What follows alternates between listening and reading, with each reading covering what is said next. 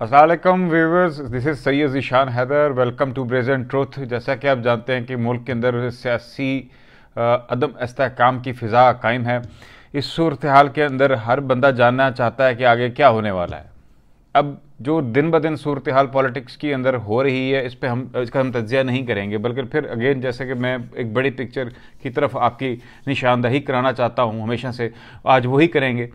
देखिए, इस वक्त एक रियलिटी है। मैं थोड़ा सा उस रियलिटी को पर रोशनी डालूंगा और एक और एंगल के ऊपर, एक और मामले पर थोड़ा सा आपको उसकी तरफ लेकर जाऊंगा कि वो क्या है। पहली बात तो ये है कि ये एक रियलिटी है कि पाकिस्तान के अंदर इस्टेब्लिशमेंट सबसे मजबूत पार्टी है, सबसे मजबूत सियासी स्टेक है उसका। और पाकिस्तान जब से वजूद में आया है, इस्टेब्लिशमेंट अपना बड़ा एक्टिव रोल प्ले करती आई है। अब इसको कभी खुफिया तरीके से इसको डिस्कस किया जाता रहा, कभी खुलकर, कभी उन्होंने खुद सामने आ गई।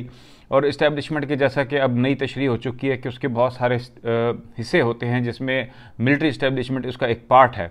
उसी तरह मीडिया भी शामिल है और सिविल ब्यूरोक्रेसी भी शामिल है, इसी तरह और भी बहुत सारे उसमें स्टेक होल्डर्स होते हैं।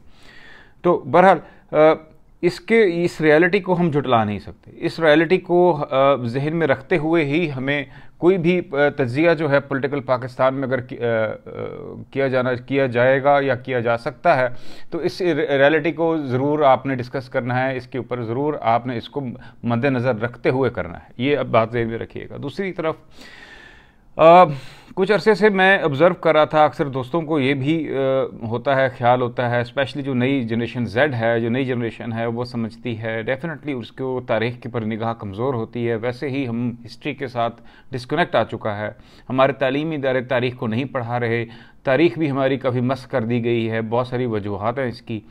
तो वो समझते हैं कि पाकिस्तान शायद बना ही 90 की दहाई में था। ऐसा नहीं है। पाकिस्तान की एक पॉलिटिकल हिस्ट्री है, उसको ज़रूर निगाह में रखना चाहिए ताकि आपको बड़ी तस्वीर नज़र आ जाए। इस वक्त मैं मुखातिब हूँ उन हजरात से जो शायद आज की यूथ कहलाते हैं। तो व्यूवर्स देखे, कोई भी नज़रिया जो है, पॉलिटिकल नज़रिया बुरा नहीं होता है। किसी भी पार्टी के साथ एफिलिएशन रखना जो है, किसी भी उसके पॉलिसीज़ के मुताबिक इत्तफाक रखना, उससे इख्तलाफ रखना, ये आपका हक़ है, ये अच्छी बात है, ये पॉजिटिव चीज़ है।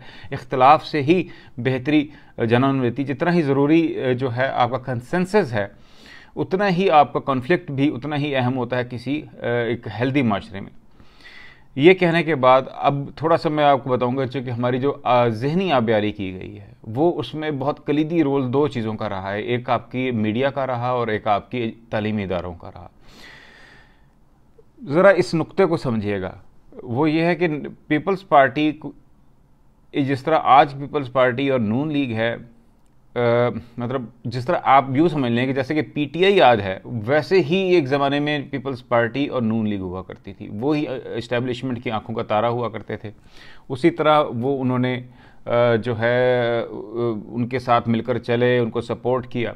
उसी किस्म का प्रोपेगेंडा होता रहा। आप देखें कि 70 की दहाई में या 70s के अंदर जैसे पीपल्स पार्टी को इस्टेब्लिशमेंट ने सपोर्ट किया, और उसी तरह फिर पीपल्स पार्टी के बुरे दिन आए। और फिर 90 की दहाई में जो लोग याद रखते हैं, जो हमारे सीनियर्स हैं, जो लोग इस चीज़ पे निगाह रखते हैं उस वक्त की सियासत पे, वो अच्छी तरह जानते हैं कि आज की पीटीआई में और 90 की दहाई की पीएमएलएन मियाँ साहब की जो लीडरशिप के अंदर, उनमें शायद 19-20 का फ़र्क भी ना हो। उसी तरह उनका नैरेटिव था पीपल्स पार्टी के अगेंस्ट, करप्शन, चोर, डाकू, मिस्टर 10% वगैरह वगैरह। उसी तरह के ही दावे किए जाते थे कि मुल्क को लूट लिया, गद्दार हैं, ये इस तरह के इल्ज़ामात आए रोज़ लगा करते थे, और बिल्कुल इसी शिद्दत के साथ। और उसी तरह जेलें भरी जाती थीं पीपल्स पार्टी के कारकुनान के साथ। मोहतरमा बेनज़ीर भुट्टो के बारे में ऐसा गलीज़ किस्म का प्रोपेगेंडा किया जाता था जिसको आज भी सुनकर कानों को हाथ लगते हैं। और उसी तरह जो नून लीग है, वो इस्टेब्लिशमेंट की आंख का तारा हुआ करती थी। और फिर वक्त गुजरता गया, और जैसे फिर उनको डेफिनेटली जैसे वक्त अपने आप को दोहराता है, पीपल्स पार्टी के फिर के साथ जो कुछ हुआ, उसी तरह का तकरीबन मिलता जुलता नून लीग के साथ हुआ। और फिर उस एक नई पार्टी ने जन्म लिया, वो पीटीआई थी। ये एक ऑन गोइंग प्रोसेस। अगर आप ये समझते हैं कि पीटीआई किसी भी तरह से जो है वो PMLN या पीपल्स पार्टी से मुख्तलिफ जमात है, या उसकी लीडरशिप मुख्तलिफ है, या उसका वजूद में आना, या उसकी सोच, या उसका यहाँ तक कि उनके स्लोगन्स भी मुख्तलिफ हैं, तो आप बहुत बड़ा धोखे का शिकार हैं। इससे आप बाहर निकलिए। अगर आज आप PTI के बहुत बड़े सपोर्टर हैं और आप समझते हैं कि आपका लीडर बिल्कुल करप्ट नहीं है, वो मुल्क को बचा सकता है, वो ईमानदार है, उसने एक टके की धले की भी करप्शन नहीं की, तो आप यकीन मानिए बगैर किसी लगी लिपटे के 90 की दिहाई के अंदर नून लीग का सपोर्टर, मुस्लिम लीग का सपोर्टर यही जज्बात और ख्यालात अपने लीडर के बारे में रखता था, और वो उसी किस्म की शदीद नफरत वो पीपल्स पार्टी से करता था। 90 की दिहाई के अंदर भी ये स्लोगन लगते थे कि हम तो जो है पीपल्स पार्टी के लोगों में हमारे रिश्ते नहीं होते, हमारी रिश्तेदारियाँ नहीं होती। ये सब कुछ हो चुका है, ये कुछ नया नहीं है। आज जो आप रेवोल्यूशनरी बन जाते हैं, आप सड़कों पर निकलते हैं और ये जो मारपीट हो रही है, ये नफरत की बीज बोए जा रहे हैं, ये कोई नई चीज़ नहीं, वही कहानी दोहराई जा रही है। आपने समझना है कि ये क्यों हो रहा है और कैसे हो रहा है। ये आपके लिए सवाल है समझने के लिए। आप ये गौर करें कि ये पपेट मास्टर्स कौन है, ये पपेट्स मास्टर्स क्या गेन करते हैं इन चीज़ों से, ये आपके समझने की ज़रूरत है। आज इमरान खान है, इमरान खान एक शख्स है। आप नज़रिए और इंस्टीट्यूशंस को देखें, आप बड़ी पिक्चर को समझें। खुदा के वास्ते आज दुनिया में आप निकलिए और दुनिया आपके पास इंटरनेट मौजूद है। अभी आप गूगल करें, जो मैं बातें कर रहा हूँ उसकी तस्दीक या उसकी नफ़ी कर लें। आपको कोई बुक्स की गर्दाने की ज़रूरत नहीं है। अब 90 की दिहाई के अंदर जो कुछ हुआ, थोड़ा सा 15-20 मिनट का टाइम निकालिए और तस्दीक कर लीजिए या मुझे गलत साबित कर दीजिए। यही कुछ होता था, आज भी आप वही कर रहे हैं। उसी तरह आप लीडर के पीछे अंधे होकर चल पड़ रहे हैं, और उसी तरह आप दूसरी जो मुखालिफ सियासी जमातें हैं उनको चोर, डाकू, पता नहीं क्या क्या, गद्दार और खुदा जाने क्या कुछ कह रहे हैं। मीम्स बनाते हैं आप उनके खिलाफ, फाश तस्वीरें निकल आती हैं और वगैरह। ये सब कुछ हो चुका है मेरे भाई, ये कोई नया काम नहीं है। ये मेरा पैगाम है उस चार्ज ऑफ यूथ से जिसको देख के मुझे दुख होता है, और उसमें से यूथ भी नहीं है। उसमें आप ये अब गौर करें कि जिन लोगों की ज़हनी आबियारी पिछले 20 साल में की गई, अब वो यूथ से भी निकल चुके हैं, अब मिडिल एजेस में पहुंच चुके हैं। वो उनके ऊपर इतना काम किया गया है उनके जहनों पे कि वो एक मुखालिफ नज़रिए को हजम ही नहीं कर पाते। जियाला का लफ्ज़ क्या था? जियाला भी वही शख्स था जो कि पीपल्स पार्टी या भुट्टो साहब के ख़िलाफ़ किसी बात को बर्दाश्त नहीं करता था। तो ये भी आज के जो ख़ास जो एक डेरोगेटरी वर्ड है वो यूज़ नहीं करता, जो PTI के फॉलोअर्स के बारे में कहा जाता है। तो वो भी उसी तरह के ख्यालात रखते हैं, वही नज़रियात रखते हैं। ये मसले का हल नहीं। आज इमरान खान साहब दोबारा हुकूमत में आ जाएं, फिर भी आपके वही हालात रहेंगे, वही चीज़ें रहेंगी। नून लीग आ जाए, फिर भी वही हालात रहेंगे, वो उसी तरह ही मुल्क चलता रहेगा। आप ये देख लीजिए पिछले 20 साल के अंदर क्या तब्दीली है, पिछले 4 साल में क्या तब्दीली है। अब उसकी उज़र आप हज़ार निकाल, कोरोना आ गया था जी, काम नहीं करने दे गया, कोalition गवर्नमेंट थी, वो था, ये था। तो ये, और फिर वही अब दोबारा इलेक्शन में आप जाना चाह रहे हैं। इलेक्शन में क्यों जाना चाह रहे हैं? ताकि फिर आप कह दें जी कि एक नैरेटिव बेचा जाता है, उल्लू बनाया जाता है, sorry to use this word, पूरी कौम को उसको कहा जाता है जी कि एक फ़िल्म बना दी जाती है। बस साजिश हो गई जी, हमें लूट लिया इन्होंने मिलकर, हमारे अंदर से गद्दार हैं, गद्दार। ये भाई ये कोई हॉलीवुड की फ़िल्म नहीं है, ये ग्राउंड रियलिटीज़ है। हमारी कौम को एक उसकी जहन साजी करके एक ख़ास किस्म का नज़रिया बेच दिया गया है, और वो उसी नज़रिए पे अभी तक चल रही है। उसका वहाँ पर अनफॉर्चुनेटली जो है उसको कोई कुछ और नज़र नहीं आता, और वही चीज़ें वही बार बार उनको वही घोल के पिलाई जा रही हैं। मुसलसल जो है इंतशार का शिकार माशरा होता जा रहा है, पॉलिटिकल कॉन्फ्लिक्ट की तरफ हम जा रहे हैं। खैर एनीवेज, अब इस वक्त क्या करना चाहिए, इस पर अगर थोड़ा सा मैं बात करूँगा। थोड़ा सा मैंने तारीख का आपको ज़रा सैर करवाई, और अब आपको बताऊंगा कि इस वक्त जी सबसे मसला ये है कि पॉलिटिकल स्टेबिलिटी अगर आप लाना चाहते हैं इस मुल्क के अंदर, तो जो आपके फ़ौज के सरबराह है उनका कोई जो तकर्रर करने का मामला है उसको रिजॉल्व कर दें।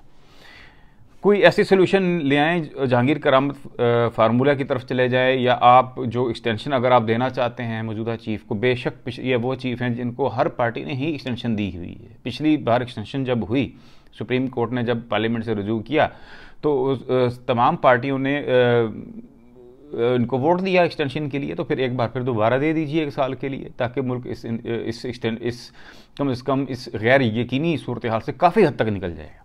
और अगर आपने नहीं देनी तो कोई बात नहीं, आप जो भी आप प्राइम मिनिस्टर हैं, आप कॉन्स्टिट्यूशनल आपके पास इख्तियार है, आप कोई और मुकर्रर कर दीजिए।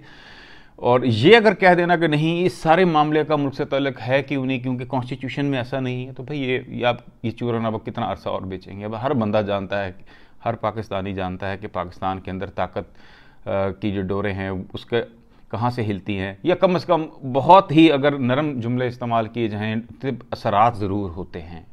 ठीक है, कम से कम कहा जाए तो जब इस्टेब्लिशमेंट के अंदर तब्दीलियाँ आती हैं तो उसकी पाकिस्तान की कौमी सियासत के ऊपर असरात ज़रूर मरतब होते हैं। ये एक मुहतात तरीके से मैं बात कर रहा हूँ। तो इसका यही तरीका है जी, जब तक ये नहीं होगा तब तक ये कशमकश चलती रहेगी। और फिर जो भी हुकूमत में आएगी, आप किसी को भी हुकूमत में बिठा लीजिए, आप नून शहबाज शरीफ को बना लीजिए प्राइम मिनिस्टर, आप हमज़ा को चीफ मिनिस्टर बना लीजिए, आप परवेज़ इलाही साहब को बना लीजिए, इनसे कोई फ़र्क नहीं पड़ने वाला।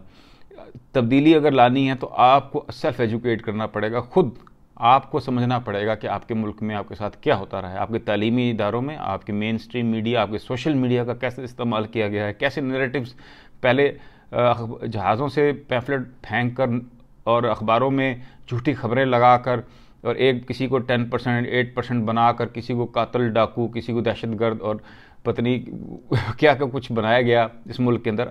अभी भी आप वही इसी काम पे लगे हुए हैं, आप उसी क्रॉस हेयर पे हैं। जो आपको बेवकूफ़ बनाना चाह रहे हैं वो बेवकूफ़ आप बनते जा रहे हैं। वो आपको कभी एक पार्टी के पीछे लगा देते हैं, कभी दूसरी पार्टी के पीछे लगा देते हैं, कभी किसी एक को निजात हिंदा बना देते हैं, किसी एक को लीडर बना देते हैं, किसी एक को क्या बना देते हैं। वो बनते रहेंगे या बनाते रहेंगे, लीडर बदलते रहेंगे, आपकी हालत वही रहेगी, वही आपके साथ होता रहेगा। अब पिछले 4 सालों में अफसोस की बात है, इन 4 सालों के अंदर जो मईशत के साथ हुआ, इस मुल्क के साथ हुआ, आप देखते हैं और आप खुश हैं और आप जो आपको दिखाया जाता है आप मान लेते हैं, ठीक है, फिर इसी तरह ही मामला चलता रहेगा। बहरहाल अल्लाह ताला से दुआ है कि इस मुल्क की जो है वो नसीब तब्दील करे और शऊर दे हमारे अवाम को, हमारी यंग जनरेशन को, हमारे बुज़ुर्गों को, हमारे उन लोगों को जो कि तालीम याफ्ता हैं, जो कि गूगल कर कर तारीख़ को पढ़ सकते हैं लेकिन नहीं पढ़ते, उनको अल्लाह तौफ़ीक दे कि वो गूगल करना शुरू कर दें, जिनके और अपने मोबाइल्स को में वो थोड़ा सा तारीख़ के ऊपर और हक़ाइक़ के ऊपर थोड़ी रिसर्च करें। आज तक के लिए इतना ही। सैयद ज़ीशान हैदर को ब्रेज़ेंट ट्रुथ के प्लेटफॉर्म से इजाज़त दीजिए। खुदा हाफ़िज़।